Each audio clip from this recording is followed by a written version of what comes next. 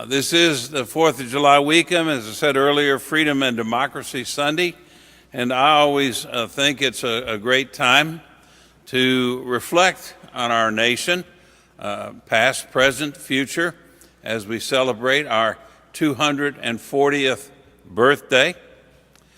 Somebody recently sent me an email that was asking the question, what has America become? Some of you have probably seen this email. Among other things, it says, America has become the land of the special interest and the home of the double standard. If we lie to Congress, it's a felony. If Congress lies to us, it's just politics. We don't burn books in America today. We just rewrite them. We are unable to close our border with Mexico, but we have no problem protecting the 38th parallel in Korea. You can have pornography on television or the internet, but you'd better not put up a nativity scene in a public place during Christmas. We take money from those who work hard for it and give it to those who don't want to work. We all support the Constitution, but only when it supports our political ideology. Parenting has been replaced by Ritalin and video games. And how do we handle a major crisis today? The government appoints a committee to determine who's at fault, then threatens them, passes a law, raises our taxes, tells us the problem is solved so they can get back to their re-election campaigns. Now, there's another email that has been circulating in cyberspace for a number of years now. I know because it shows up at least once a year. But this email is a prayer that was offered by a Disciple of Christ minister in the Kansas State Senate. And as a result of this prayer, he's been labeled a pastor with guts.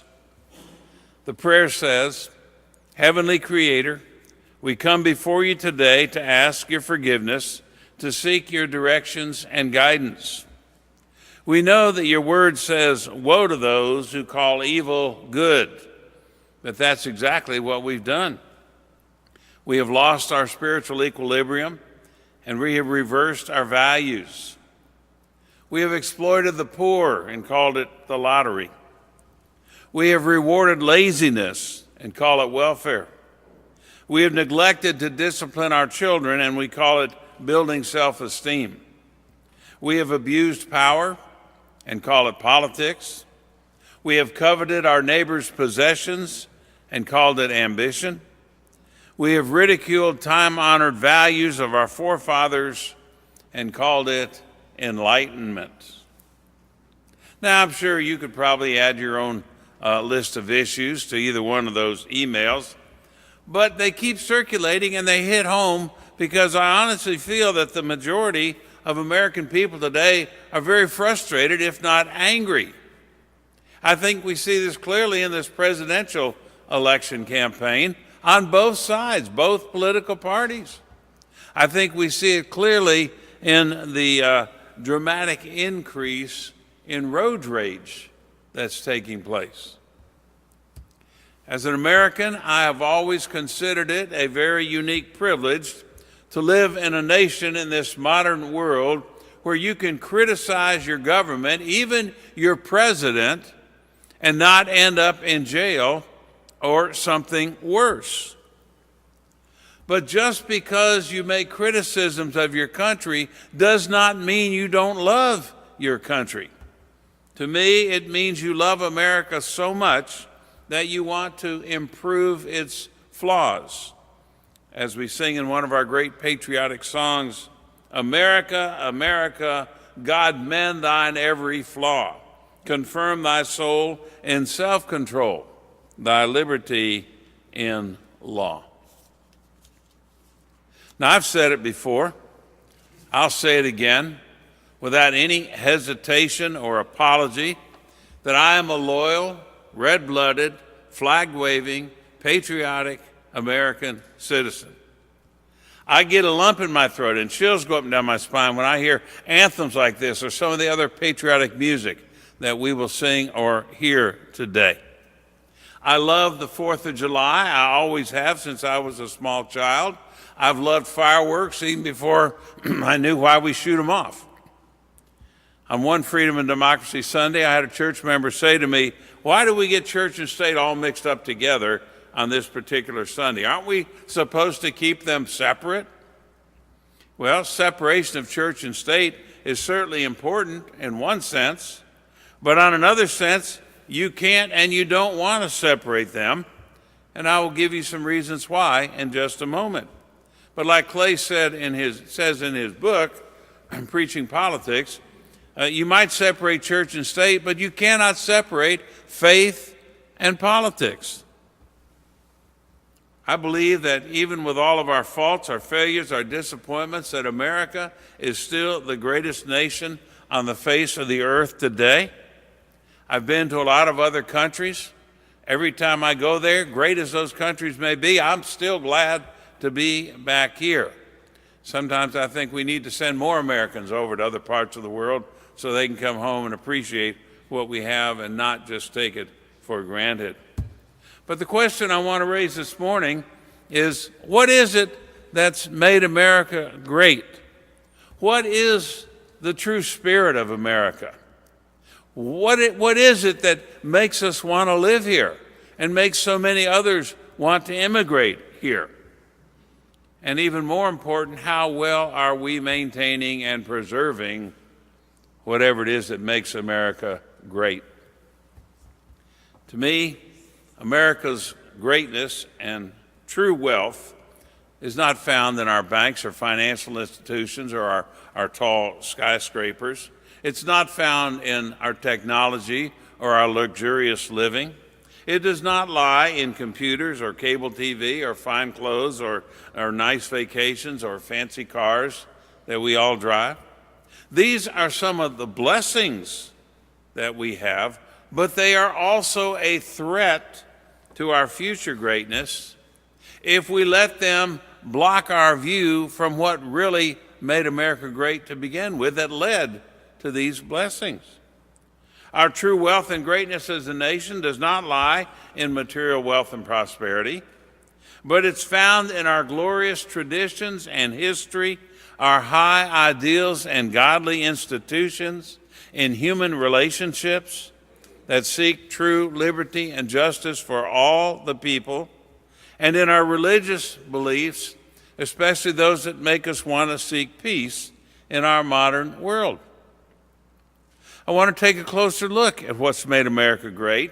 And as I do so, I realize and remind you that the greatest civilizations in history, including Egypt, Babylon, Greece, Rome, they began to crumble and fall when they placed the value of material things above the value of human beings and spiritual things. We live in the city today that's being called Boomtown, Nashville, Boomtown. Everybody talks about how great it is here. But it's not all these tall buildings that they're building in our city that makes the crane now our state bird, I think. But it's not the housing boom or all the apartments that are going up. But it's because of good old Southern kindness, civility, caring relationships that makes this city Boomtown. And that leads to all that other stuff, the buildings and so forth. First of all, I would say that, just like I said of Nashville, it's true of America, that our greatness will only be found when we are and remain a nation truly under God, as we say. The United States of America was conceived and founded and has prospered because of faith in God. We get that in the South. Some other parts of the country, I think, are beginning to forget about that a little bit. But we say in our pledge of the flag, one nation under God. We print on our money, in God we trust.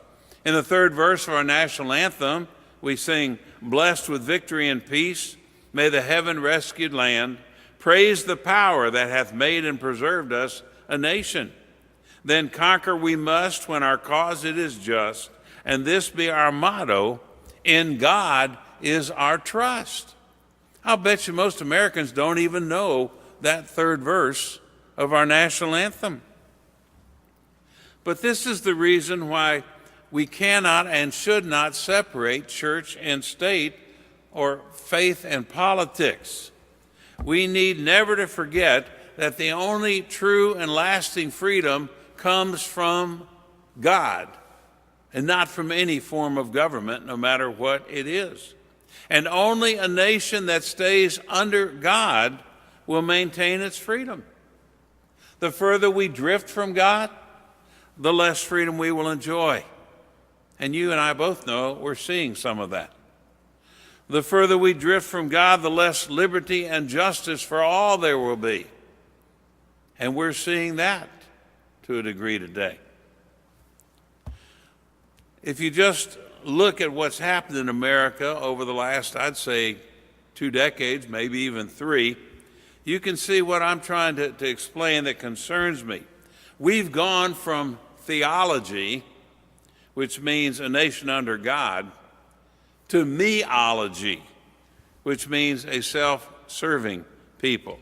We've gone from spiritual values to material concerns. We've gone from convictions, which is God's truth, to opinions, which is our truth. And then we wonder what's happening to freedom and justice for all. As our first president, George Washington, said in his farewell address in 1796, it is impossible to govern rightly without God and the Bible. The spirit of America, America's greatness, is also based on what we call self-evident truth. In the Declaration of Independence, we read, "We hold these truths to be self-evident, that all men are created equal, that they are endowed by their Creator with certain inalienable rights, among which are the right to life, liberty, and the pursuit of happiness." But again, what's happened in our society?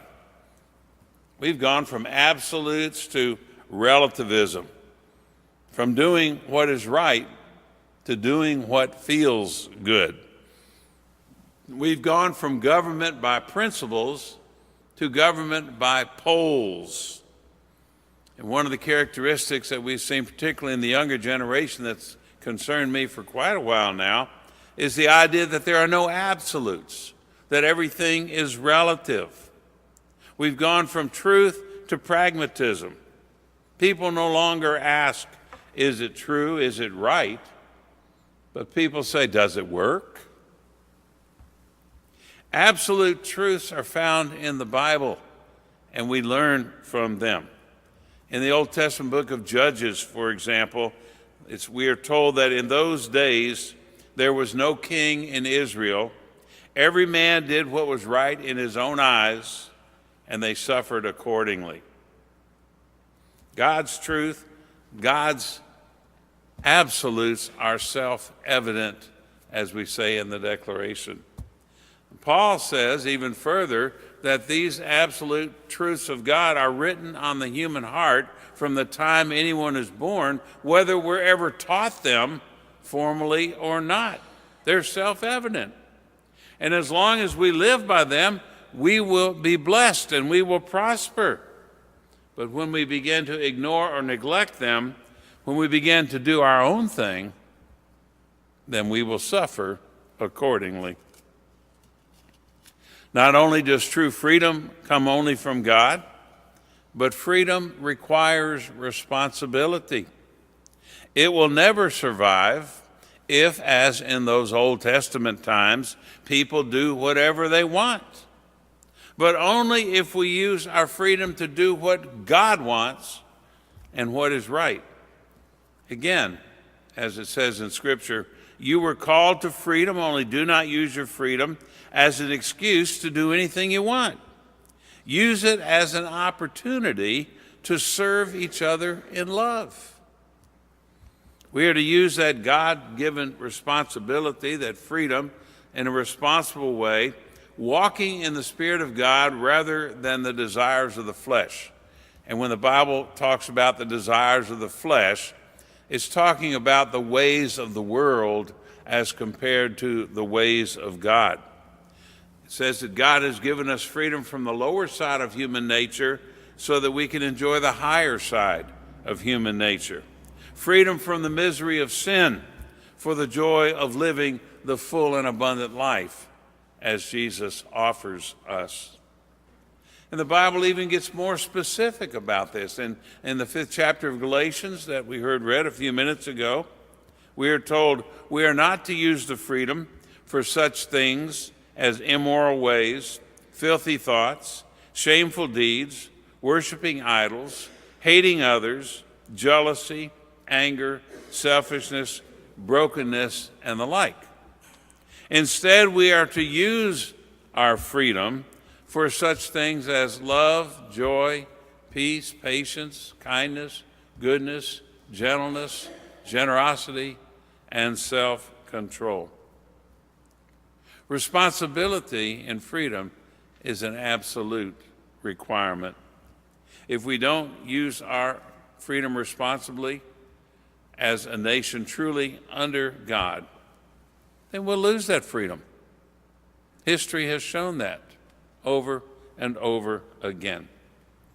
So we need to get rid of this idea that everything is relative and there are no absolutes. And we need to return to the self-evident truth of God, always true. The spirit of America and America's greatness is also found in that motto that I like so much, E pluribus unum, out of many, one. Out of many different races, cultures, national backgrounds, diverse ways of thinking, various religions, we make one nation, one people. And so we've had in this country English, Dutch, Irish, Italian, German, French, African. Today, more than ever, we have Asian, Hispanic, Latino, Japanese, Chinese, Vietnamese, and many other backgrounds. We also have Christian, Jewish, Hindu, Muslim, Buddhist, and other religious backgrounds. We have Republicans, Democrats, conservatives, liberals, fundamentalists, libertarians, and many other philosophical and political points of view. But what holds all this together, what allows us to have unity with such diversity, has been the fact that the whole is greater than the parts. E pluribus unum. We are the United States of America, not the divided states of America. The whole is more important than the parts. What unites us is greater than what divides us. And yet what concerns me is over the last couple of decades, I see us drifting further away from that important principle. We are in danger of turning it around and getting it backwards. We seem to be making the parts more important than the whole. Instead of e pluribus unum, we seem to be making many out of one. We seem to be putting vested interests ahead of the general welfare, partisan politics ahead of what is best for all the people. And when you do that, there is no way that you can maintain unity and strength in one nation. You cannot, for example, have different languages and expect people to communicate with each other. Like Jesus said in the Bible, a house divided against itself cannot stand. Or as we say in the spirit of America, united we stand, divided we fall. So our nation needs to regain a commitment to the general welfare, what is good for the whole nation, ahead of what our individual and personal concerns might be. Yet at the same time, we still want to do our best to protect and preserve liberty and justice for all, not just for some, but liberty and justice for all people. That means that in our freedom, we have to be committed to the general welfare, not just our individual welfare. And as the Bible teaches, we must care for one another and not just ourselves. So to me, it's wrong when somebody is more likely to be stopped by the police because his skin is black or because he looks like a Middle Easterner than would happen if he were white. That is not liberty and justice for all. It's wrong for the rich to take advantage of the poor. From the beginnings of time of our Judeo-Christian religion, going back to the prophets, Amos and Isaiah and the others, we are not to take advantage of the poor, but we are to care for the poor. And it's wrong for the rich to not care about the poor. Not only should we seek liberty and justice for all people in our nation, but the true spirit of America wants it for all people everywhere in the world. From the beginning, America's desire has been to be a beacon of hope for freedom and justice for the world itself. Now, this does not mean that we can police the world, and we're learning that lesson, but it does mean that we cannot stay in isolation from the rest of the world. The world's too small for any part of it to think that they only exist unto themselves. As former President Dwight D. Eisenhower said half a century ago, what we call foreign affairs is no longer foreign affairs. It's a local affair. Whatever happens in Indonesia is important to Indiana. So we must learn to work together in the world, or the world is not going to work at all. And then lastly, I think the true spirit of America is the spirit of volunteerism. And that certainly should strike a chord here in Tennessee, the volunteer state. From the volunteer Minutemen in the American Revolution to the volunteers who died at the Alamo, many of whom came from Tennessee, to the volunteers today who deliver mobile meals or work with the National Food Project or volunteer to go on Morgan Scott mission trips, or like some of our members have been and are right now working with flood victims in Texas. It's the spirit of volunteerism that has made America great. And when people stop volunteering, what happens? Professional politicians, for one thing, will take their place. And they use their professional office for personal profit rather than public service. So we need leaders, not politicians. When people don't volunteer to help others through the church, for example, then government will step in to fill the void. That's why I think of the people that work in this country, 1 out of every 3, maybe even today, 1 out of every 2 works for some form of government. So again, it's a concern to me that our nation to some degree has drifted from volunteerism to complacency. And again, the Bible warns us what will happen when we drift that way. Again, in the Old Testament book of Judges, there's an interesting little parable about this that I like to lift up, glad to lift it up in this political year. It says, once the trees searched for someone to be the king. They asked the olive tree, will you be our king? But the olive tree replied, my oil brings honor to people and gods. I won't stop making oil just to have my branches wave above the rest.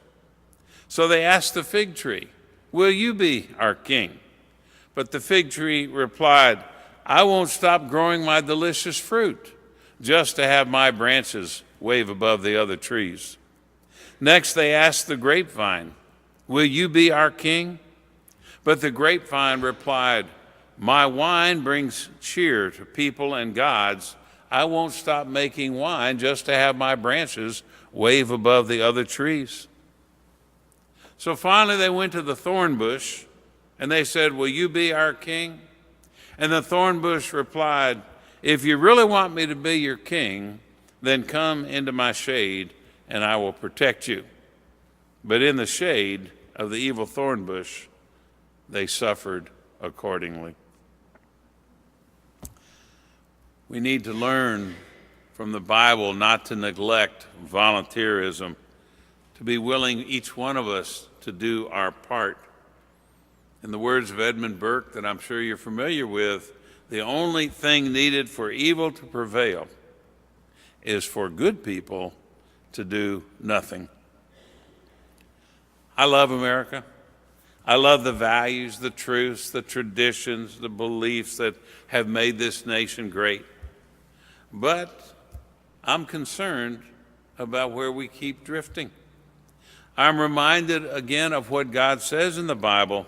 If my people who are called by my name will humble themselves and pray and seek my face and turn from their wicked ways, then I will hear them from heaven and forgive their sin and heal their land. Because I love America, I want this nation to continue being the greatest nation it can be. I want America to continue to be a beacon of hope for the rest of the world, particularly where people are struggling and are not free. But that will only happen if we never lose this true spirit of America. May God continue to bless America as we celebrate our 240th birthday.